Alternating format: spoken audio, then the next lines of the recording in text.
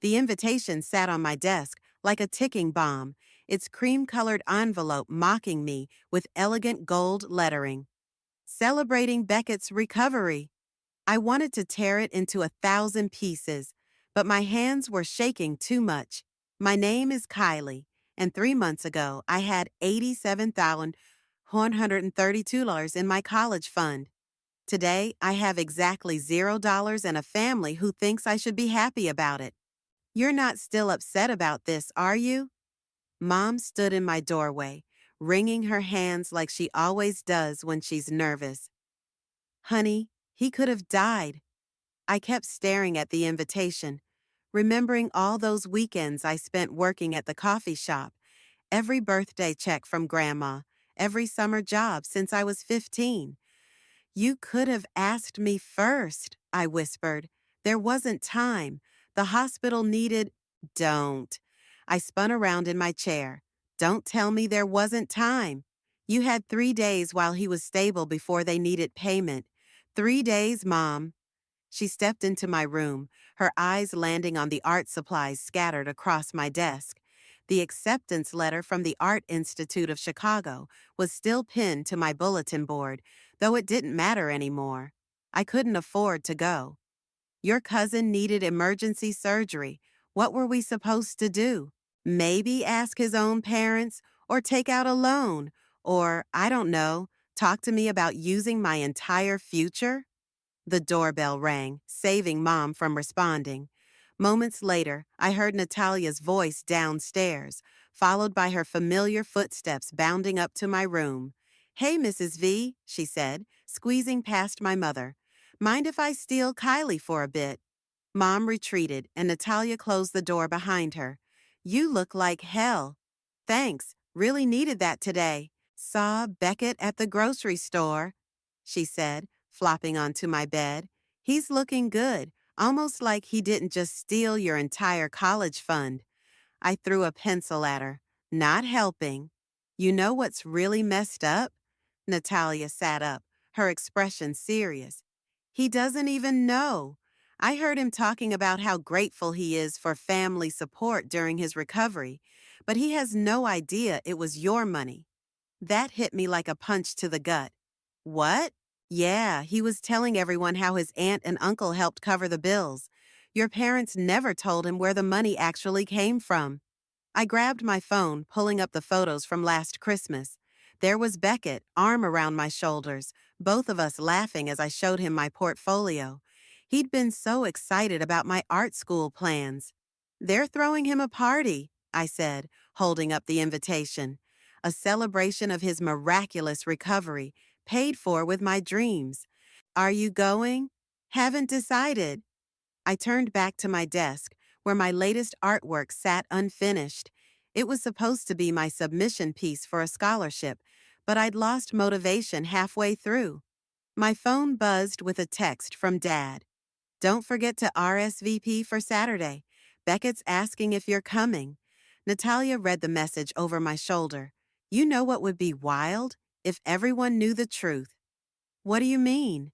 "I mean, they're all celebrating like heroes while you're sitting here with your future in pieces. Maybe it's time people knew what really happened." I thought about Beckett's girlfriend, Zaylee, posting those thankful messages about family support, about my relatives sharing prayer circle updates during his recovery, about my parents accepting praise for their generosity. "I couldn't," I said, but even as the words left my mouth, something shifted inside me. "Why not? You're an artist, right? Words can be art, too. Tell your story. Make them feel what you're feeling." My hand moved to my laptop, opening a blank document.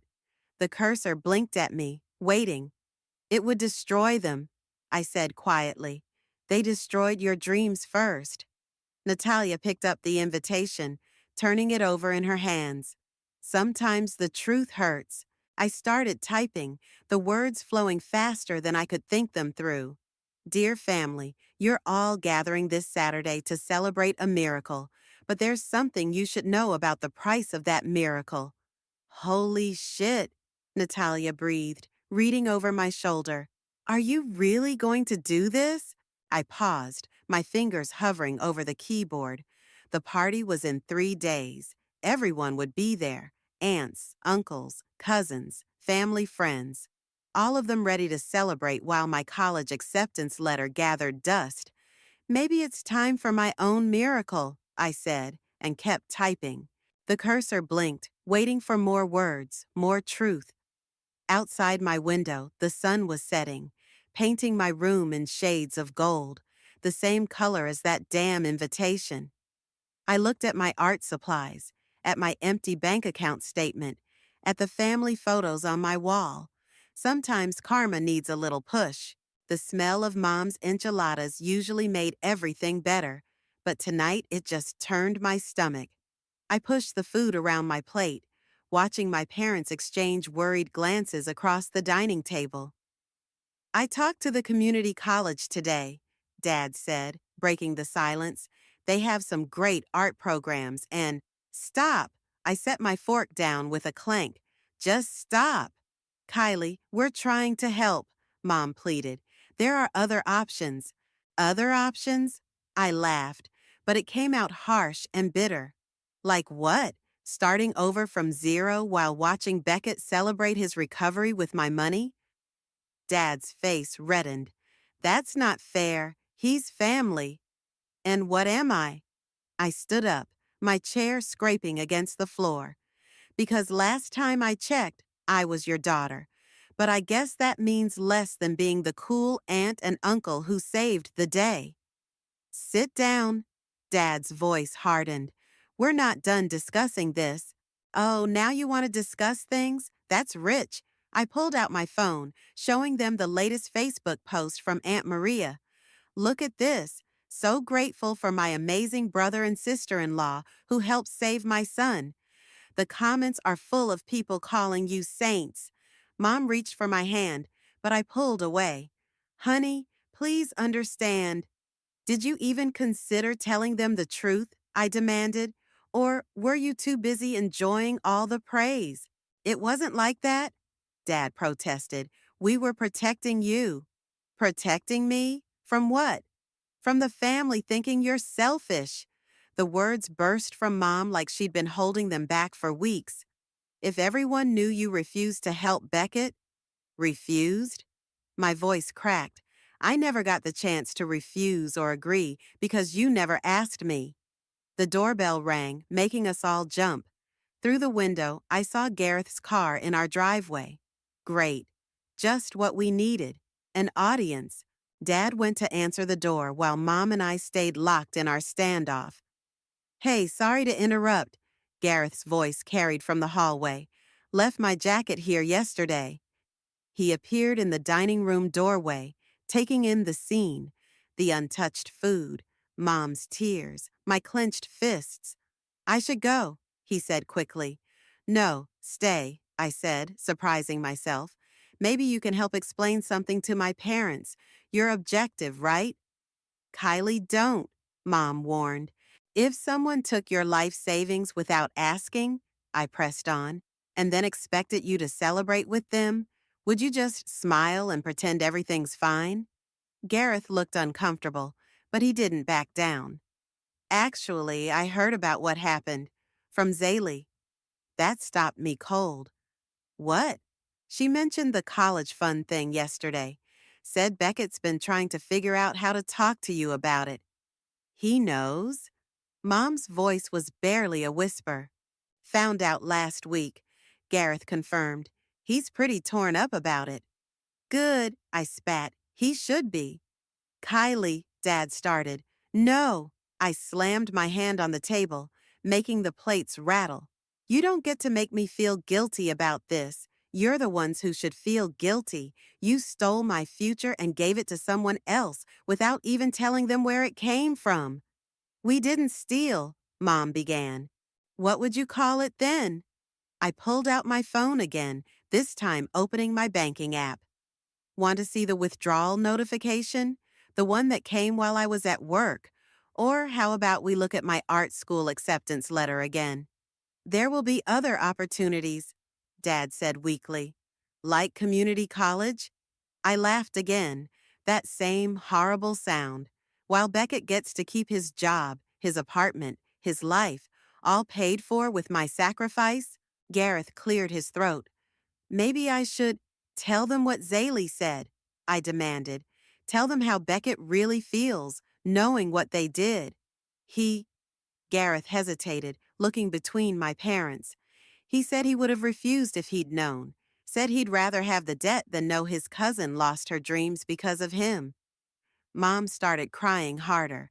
Dad just stood there, looking old and defeated. I'm going to Natalia's, I announced, grabbing my keys. Don't wait up. Kylie, please, Mom called after me. We can figure this out as a family.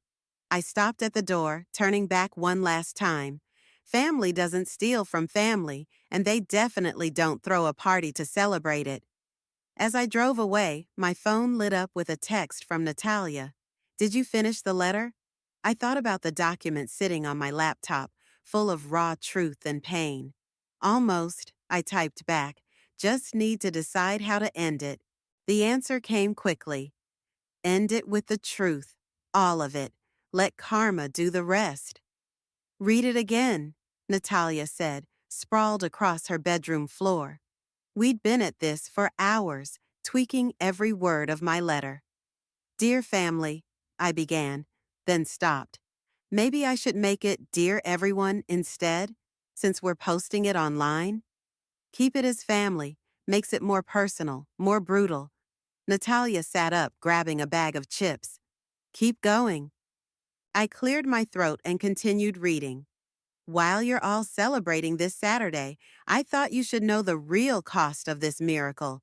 That college fund you've been praising my parents about, it wasn't theirs to give. It was mine. Every dollar I saved since I was 15, gone without my knowledge or consent. My phone buzzed. Another text from Beckett. The fifth one today. I ignored it. The part about the art school acceptance is really good, Natalia said. Read that again. Before I could, someone knocked on her bedroom door. Gareth poked his head in. Your mom let me in, he said. Thought I might find you here. I closed my laptop. If my parents sent you, they didn't. He sat down on Natalia's desk chair. But I did talk to Beckett. I don't want to hear it. You might. He pulled out his phone. He showed me something interesting, his insurance documents. Natalia sat up straighter. What about them? The surgery was covered, 80% of it anyway. Gareth looked at me. Your parents didn't need your entire fund. They could have taken out a loan for the remaining amount. The room went silent. My hands started shaking. Show me, I demanded. He handed over his phone. There it was in black and white. The insurance coverage, the remaining balance, everything. They didn't just take my dreams, I whispered. They took more than they even needed. Keep reading, Natalia urged, pointing at my laptop. I want to hear the rest. I opened it again, scrolling past the parts we'd already reviewed. I'm not writing this for sympathy or revenge. I'm writing this because the truth matters. Because while you're all celebrating how family comes together in times of need, remember that some family members didn't get a choice. Remember that your miracle came at the cost of someone else's future. Damn, Gareth whispered. Too much? I asked. No, he said. Not enough. My phone buzzed again. This time it was Zaley. Can we talk, please? Add the insurance info, Natalia said. Show them exactly how unnecessary this was. I started typing, but memories kept flooding back. Beckett teaching me to drive. Us sharing headphones on family road trips. Him defending my art when Uncle Rob said it wasn't a real career. I can't do this, I said, closing the laptop. Yes, you can, Natalia insisted. They need to know. But what if what? She stood up, pacing. What if they feel bad? Good. What if the family judges them? They should. What if it changes everything? I cut in. What if there's no coming back from this? Gareth leaned forward. Things already changed when they took your money. At least this way. It's on your terms. My phone lit up with a text from Mom. Please come home. We need to talk. You know what's funny? I said, opening my laptop again. I always thought Beckett was like my brother. Turns out he was just the favorite child, and he's not even their kid. I started typing again, adding the insurance information. The words flowed easier now, fueled by this new betrayal. So enjoy the party, I read aloud as I typed.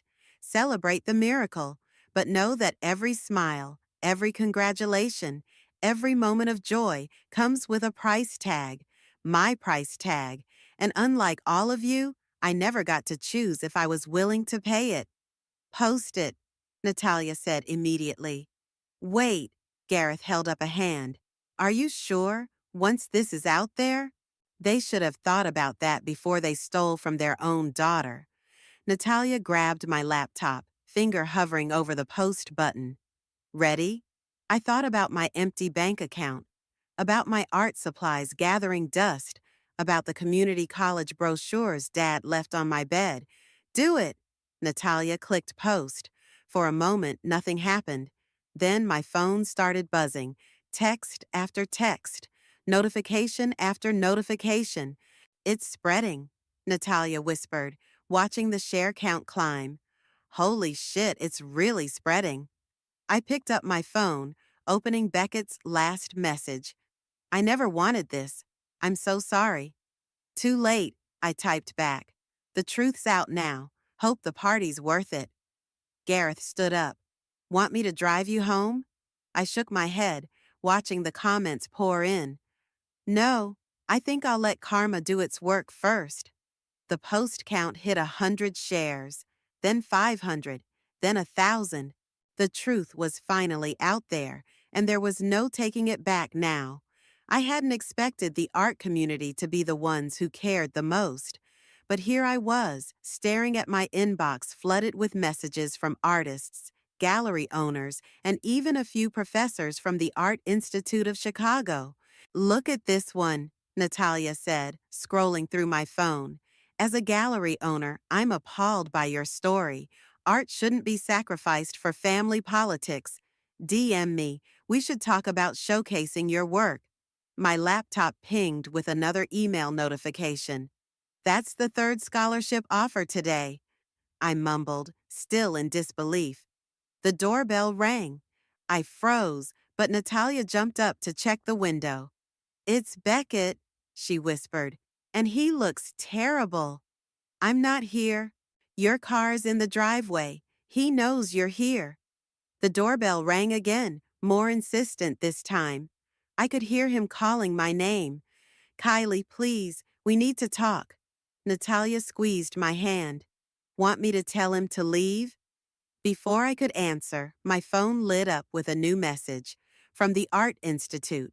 Regarding your situation, emergency scholarship committee meeting tomorrow. The doorbell kept ringing.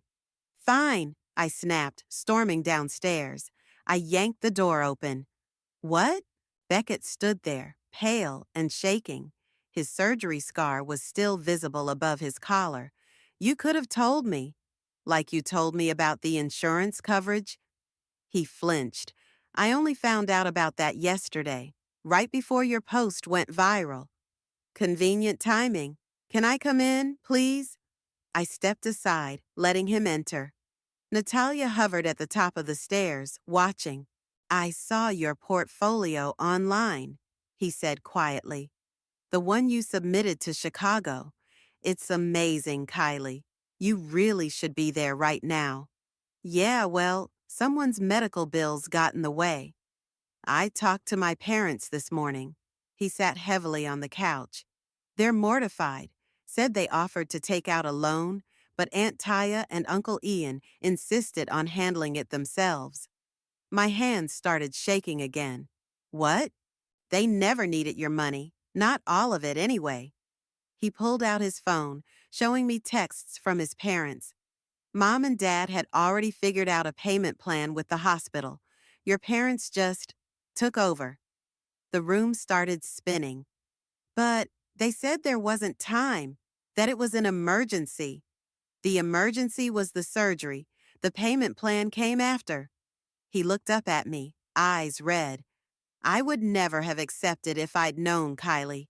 You have to believe that. My laptop pinged again upstairs. Another message, another opportunity born from my viral post. People are offering me scholarships, I said. Galleries want to show my work. All because I told the truth. Good. He stood up. You deserve it. All of it. The party's tomorrow. I know. I called it off. That stopped me. What? Can't exactly celebrate now, can I? He attempted a smile. Not when everyone knows the cost. Natalia came downstairs, her phone in hand. Kylie, you need to see this. Your post just got shared by that famous artist you follow, the one with millions of followers. My phone started buzzing non-stop. Messages, comments, shares. I have to go, Beckett said. But Kylie, I really am sorry, and I'm going to make this right. How? I don't know yet, but I will. He headed for the door, then paused. Check your email in an hour. My girlfriend's sister works for an art scholarship foundation. She wants to help. After he left, Natalia and I sat in silence, watching the notifications pour in. Holy shit, she finally said. Your revenge just turned into your big break. My phone rang, Mom calling for the 20th time today. I declined it. What are you going to do about tomorrow? Natalia asked. The party might be canceled, but people will still talk. Let them talk. I opened my laptop, clicking on the latest scholarship email. I'm done being the family secret. Your parents made their choice. I started filling out the scholarship application. Now I'm making mine. My phone buzzed with a text from Gareth. Just saw your story on the news. Local station wants to interview you. Then another from Zaylee. Beckett's telling everyone the truth. The whole family's imploding. And finally, one from Dad. We never meant to hurt you. Please, let us explain. I looked at Natalia. Think karma works this fast usually? She grinned. Only when it has help from viral social media posts. My laptop pinged again. Another gallery reaching out. Another opportunity rising from the ashes of my stolen dreams. Sometimes, I said, typing out a response, the best revenge is success. And for the first time since discovering my empty bank account, I felt something like hope. The house looked different now, with all the party decorations taken down. A few deflated balloons still littered the front yard, and a congratulations banner hung crookedly over the garage. I sat in my car, watching relatives arrive one by one, not for a celebration anymore, but for what Mom called an emergency family meeting. You don't have to go in, Natalia said from the passenger seat. You've made your point. My phone lit up with another message from the Art Institute. Scholarship confirmed. Please respond to accept. Actually, I said, grabbing my portfolio from the back seat, I think I do. We walked in without knocking. The living room was packed. Aunts, uncles, cousins, all talking in hushed voices that died the moment I entered. Mom and Dad sat on the couch, looking small and tired. Beckett stood by the window with Zaylee. Well, Uncle Rob broke the silence. Look who decided to air our dirty laundry to the whole world. Rob, Aunt Maria warned, but he continued. You couldn't handle this privately? Had to make us all look bad? I dropped my portfolio on the coffee table with a loud thud. Funny how you're more worried about looking bad than actually being bad. Kylie, Mom started, but I cut her off. No, let's talk about looking bad. I pulled out my phone, opening the viral post. Should I read the comments? The ones calling you thieves? Or maybe the ones praising Beckett's miraculous recovery while pointing out how you sacrificed your daughter's future for it? That's enough, Dad said. Is it? Because I just got offered a full scholarship. I turned to face everyone. Turns out, when you tell the truth about injustice, people actually want to help. Beckett stepped forward. Show them the portfolio, Kylie. I opened it, spreading my artwork across the coffee table. Paintings, sketches, digital designs, everything that could have been developed at art school. This is what you stole from me, I said quietly. Not just money, but opportunity, growth, dreams. We were trying to save a life, Mom whispered.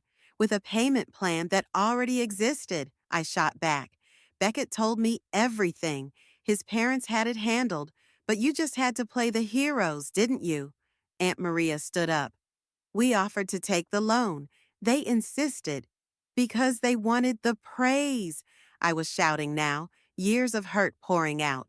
They wanted everyone to think they saved the day, and my future was just collateral damage.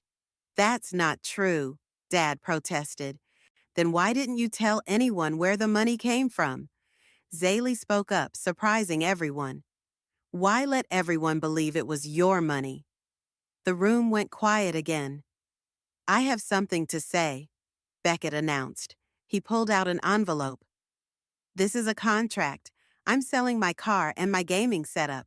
It's not enough to replace everything, but it's a start. Beckett, no, I began. Yes, he handed me the envelope. And I'm taking that loan my parents originally planned on. Every penny is going to you. Mom started crying. Dad just stared at the floor. The Art Institute wants me to start next semester, I said, my voice steady. Thanks to the scholarship that came from telling the truth you all tried to hide. So that's it? Uncle Rob demanded. You get your money back and we're just supposed to forget how you humiliated this family? No. I picked up my portfolio. You're supposed to remember. Remember that actions have consequences. Remember that family means protecting everyone, not just the person you choose to save. Natalia squeezed my hand as more relatives started talking all at once, arguing about loyalty and privacy and family honor. I have one more announcement, I said over the noise. That gallery downtown, they're showing my work next month, all pieces about family, betrayal, and karma. I looked directly at my parents. I hope you'll all come see what your choices inspired. Kylie, please. Mom reached for me, but I stepped back. The truth set me free, I said, and it got me exactly where I needed to be. So thank you, all of you. This family taught me that sometimes the worst betrayals lead to the best opportunities. I turned to leave, but Beckett called after me. Will you ever forgive us? Looking back at my broken family, my crying mother, my defeated father, my angry relatives, I managed a small smile. Ask me again when I graduate from art school. Walking out felt like breathing fresh air after being underwater. My phone buzzed with another message from the gallery owner. Your story resonates with so many. Can't wait to show the world your art. Ready to go? Natalia asked as we got back in the car. I looked at the house one last time, at the crooked congratulations banner and the deflated balloons. Yeah, I said. I think I finally am. Your story has over 1 million views now, Natalia announced, scrolling through her phone. We were setting up my pieces at the gallery, preparing for tomorrow's opening night. The comments are wild. People are planning to fly in just to see your work. I stepped back from hanging my centerpiece, a large canvas depicting empty hands reaching for scattered dollar bills that transformed into origami birds taking flight. Ms. Reynolds wants to see you, one of the gallery assistants called from the doorway. In her office. I found the gallery owner reviewing some paperwork. She looked up as I entered, gesturing for me to sit. We have a situation, she said, turning her laptop toward me. Your family's been calling, repeatedly. They're demanding we cancel the show. My stomach dropped. They can't do that. Of course not. But, she hesitated. They're threatening legal action. Something about defamation. The truth isn't defamation. I know, and we're still going forward. She smiled. Actually, that's not why I called you in. This came for you. She handed me an envelope with an international postmark. Inside was a letter from one of the most prestigious art schools in Paris. They saw your story, Ms. Reynolds explained, and your portfolio. They're offering you a spot in their program, full scholarship, including living expenses. My hands started shaking. Paris? Sometimes karma works in mysterious ways. She winked, though I suspect viral social media posts help too. My phone buzzed, Beckett calling. Again, I declined it. Your family might try to show up tomorrow, she warned. Security's been briefed. Let them come, I said, clutching the Paris letter. Let them see exactly what their actions created. Back in the gallery, Natalia was talking to a reporter. Yeah, that's her, she said as I approached. The artist herself. Ms. Vasquez, the reporter turned to me, recorder in hand. Your story has sparked quite a debate about family obligations versus personal dreams. Any comment? Before I could answer, the gallery door chimed. Beckett walked in, followed by Zaley. We need to talk, he said, ignoring the reporter. It's important. I nodded to the reporter. Excuse me. We moved to a quiet corner, where my smallest piece hung, a simple sketch of a broken piggy bank with tears instead of coins spilling out. Mom and Dad are falling apart, Beckett said quietly. The whole family is taking sides. Some are calling them thieves, others are calling you ungrateful. It's getting ugly. Not my problem. They're talking about selling their house, Zaley added, to pay you back. That hit me hard. What? Your post didn't just go viral in the art world, Beckett explained. Local businesses are boycotting Dad's company. Mom's preschool lost students. Their reputation is destroyed. They destroyed my future first, I snapped, but my voice wavered. I know, but... He pulled out his phone, showing me a local news article. Is this what you wanted? The headline read, Local family faces community backlash after daughter's viral post exposes financial betrayal. I wanted the truth to come out, I said. Well, it's out, and it's doing more damage than anyone expected. He looked around at my artwork. You're getting everything you wanted, scholarships, gallery shows, opportunities. Maybe it's time to what?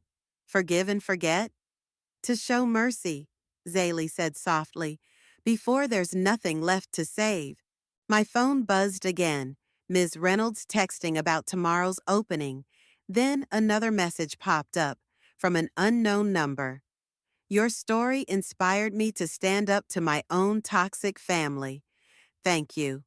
I can't take it back, I said finally, and I won't. We're not asking you to, Beckett replied, but maybe there's a way to move forward, all of us. I looked at my artwork surrounding us, each piece telling the story of betrayal, loss, and ultimately triumph. The Paris school wants me, I said suddenly. Full scholarship. Beckett's eyes widened. Paris? That's amazing. Yeah, it is. I turned to face him fully. Tell Mom and Dad to keep their house. Tell them I don't want their money anymore. I found my own way out. And the posts? The interviews? I touched the frame of my broken piggy bank sketch. The truth stays up, but maybe I can tell a different part of it now, about healing, about moving forward. Zaley squeezed my arm. That's all anyone can ask for. The gallery door chimed again. This time it was Gareth, carrying a large envelope. You're going to want to see this, he called out. Another offer just came in. This one's big. I looked at my cousin, at the art surrounding us, at the future unfolding in unexpected ways. Karma's not just about punishment, I said quietly. Sometimes it's about transformation, too. Beckett nodded, understanding. Go, see what karma brought you now. I walked toward Gareth, leaving my family drama captured in paint and canvas behind me, ready to see what the next chapter would bring. The gallery buzzed with voices and camera flashes. Every piece had a red sold sticker, and Ms. Reynolds couldn't stop smiling.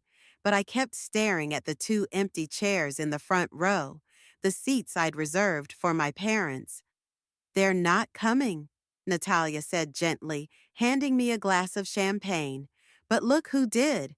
Through the crowd, I spotted Beckett talking to a group of art critics. He was showing them something on his phone, probably the payment plan he'd set up to slowly repay my college fund. "Ready for your speech?" Ms. Reynolds appeared at my elbow. "The Paris school representatives are especially eager to hear from you." I nodded, gripping my note cards. As I made my way to the small podium, someone slipped in through the back door. Mom, then Dad. They stood awkwardly by the exit, looking lost among the art crowd. "Good evening," I began, my voice shaking slightly. "A month ago, I thought my dreams were over." The room fell silent. Cameras flashed. "But sometimes," I continued, "when one door closes, 100 others open. My art has always been about truth, raw, uncomfortable truth. And when I shared my truth with the world answered back."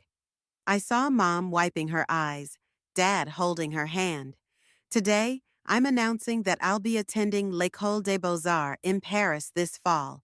My entire education will be funded by their international scholarship program." Applause erupted. Someone whistled. Probably Natalia. "I'm also pleased to announce that 50% of tonight's proceeds will be donated to a new scholarship fund for artists facing financial hardship, because sometimes—" I paused, looking directly at my parents. "Sometimes healing means helping others avoid the pain you experienced." More applause. Mom took a step forward but stopped, uncertain. "And finally," I said, setting aside my cards, "I want to talk about family." The room got very quiet. My story went viral because it touched a nerve. The complex, messy reality of family obligations versus personal dreams. But while my art captures the pain of betrayal, it also shows something else: transformation. Beckett moved closer to the podium, nodding encouragingly. "My cousin taught me that true family means acknowledging mistakes and working to make them right. My parents—" My voice cracked. "My parents taught me that sometimes people make terrible decisions with good intentions. And I learned that while forgiveness doesn't erase the past, it can build a bridge to the future." Dad wrapped his arm around Mom's shoulders as she cried silently. "So, yes, this is a story about betrayal, but it's also a story about resilience, about finding strength in vulnerability, and about the unexpected ways karma works in our lives." After the applause died down and people returned to viewing the art, my parents finally approached. "We saw the article," Mom said quietly, "about us selling the house." "Don't," I replied. "I meant what I said about transformation. I don't need your money anymore." "We're so proud of you," Dad whispered, "even though we don't deserve to be." "Actually," Beckett interrupted, joining us with a folder in his hand, "I have something for all of us to sign." He opened it, revealing a legal document. "What's this?" I asked. "A formal agreement, my payment plan, Mom and Dad's house staying in their name, and—" He pulled out another paper. "A contract with that tech company that wants to turn your story into a documentary series." "What?" Mom gasped. "Turns out," Beckett smiled, "Kylie's art isn't the only thing people want to invest in. They want the whole story, betrayal, redemption, all of it. But they'll only do it if everyone agrees to participate." I stared at the contract. The number of zeros in the offered payment made my head spin. "Split 5 ways," Beckett continued. "You, me, your parents, and a portion for the scholarship fund you just announced." "I don't know," Mom started. "It's time," Dad cut in. "Time to tell the whole truth from all sides. We owe her that much." Ms. Reynolds appeared with a pen. "The Paris representatives want to meet you, Kylie, And there's a gallery owner from London asking about international showings. I looked at my family, broken but somehow healing, damaged but transforming. Then at my art on the walls, each piece telling part of our story. Okay, I said, taking the pen. Let's show the world what real family healing looks like. As we all signed, Natalia snapped a photo. For the documentary, she grinned. Later, standing among my sold-out show, watching my parents awkwardly but earnestly talking to art critics, seeing Beckett proudly explaining my work to potential investors, I realized something profound. Sometimes the greatest art comes from our deepest wounds. And sometimes the most powerful revenge isn't about destroying others. It's about rebuilding yourself into something stronger, something unstoppable. Karma had done its work, but not in the way I'd expected. It hadn't just brought justice, it had brought transformation for all of us. Ready? Natalia asked, adjusting my scarf against the Paris winter. We stood outside l'École des Beaux-Arts, where my latest exhibition was about to open. Almost. I checked my phone. A text from Beckett. Documentary crew is set up. Family's all here. Even Uncle Rob came around. The exhibition space looked perfect. Each wall told part of our story through my art, from the original broken piggy bank sketch to my newest piece, a massive canvas showing a family tree with roots made of golden light, branches intertwined with darkness and hope. They're ready for you, Miss Reynolds called from inside. She'd flown in specially for this show, along with half my family. I took one last look at my phone, at the latest comment on my viral post. Your story changed how I view family obligations. Thank you for showing us that healing is possible. Inside, camera crews set up their final shots for the documentary's closing segment. Mom and Dad stood by my centerpiece, a sculpture of hands releasing origami birds, each one carrying a different message: trust, betrayal, forgiveness, growth. This is extraordinary, Dad said as I approached. He wasn't talking about just the art. The scholarship fund helped 15 artists this semester, I told him. 3 of them are showing their work here tonight. Mom touched one of the origami birds. Is this one new? I don't remember it from before. Read it, I said softly. She carefully turned the paper bird, revealing the word family. Kylie? Beckett called from across the room. The dean wants to start soon, and Zaley says the live stream is ready for everyone back home.